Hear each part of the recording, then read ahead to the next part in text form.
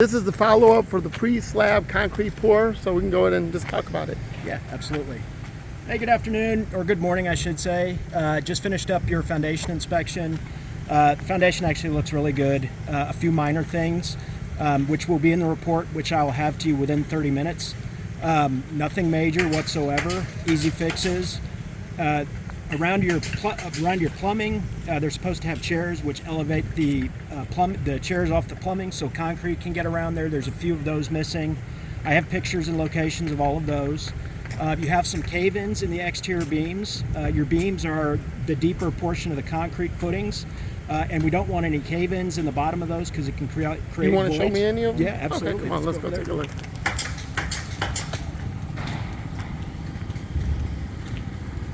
I really appreciate what you're doing. Of course. I always recommend for people to have this done because once the concrete is poured, that is it. Yeah, absolutely. And you did check like the, I guess they had a, whatchamacallit in there, kind of to show you what the floor plan is. Yeah, I did. So first thing I do is a plan review. Okay. So I took the plan, and then what I do is I pull up the foundation version of the plans, which is this right here. Mm-hmm. This tells me the layout of the foundation, cable placement. So I look at everything, count the cables from front to back, side to side, make sure that the exterior beams are the right depth. So these are supposed to be 28 inches deep by 10 inches wide. I've got multiple pictures with my tape measure showing that they're all the right size. I also look to make sure rebar is where it's supposed to be. So in the front patio, you have corner bars right here, which you can see right behind us or coming across the corner. Okay. And then it looks like you guys are getting the optional covered patio.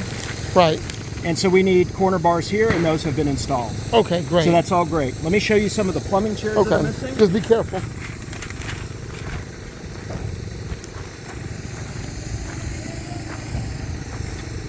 So all they do is just really cut out the dirt, right? They just form the dirt out and put the vapor. This is like a vapor barrier, right? It is. They have to go 28 inches into virgin soil based on the geoelasticity tests. So the engineer actually determines how deep the concrete needs to be, and they just excavate it out. So this is all virgin soil. But what I'm talking about are plumbing chairs. If you look right there, you've got that black chair sitting on top of the plumbing. I see it. You need one right here as well. So this allows the proper spacing for concrete to penetrate and get all around that cable. Okay. Same thing down in the bottom right here.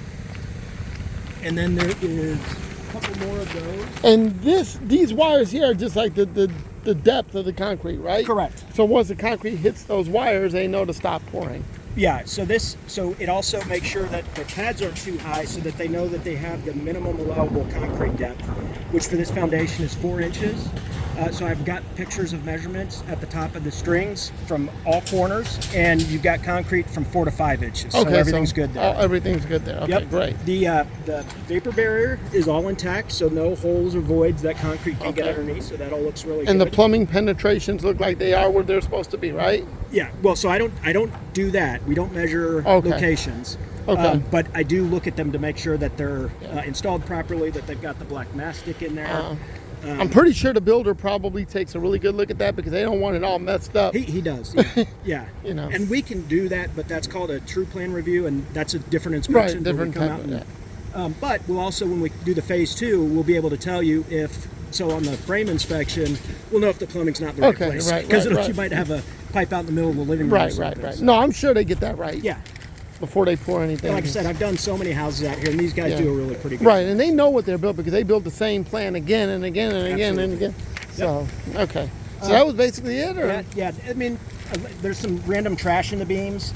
We just want to make sure our beams are virgin. So once again, we don't want voids in the concrete. Right. So before they pour the foundation, they're going to have their guys out here making sure all these chairs are upright.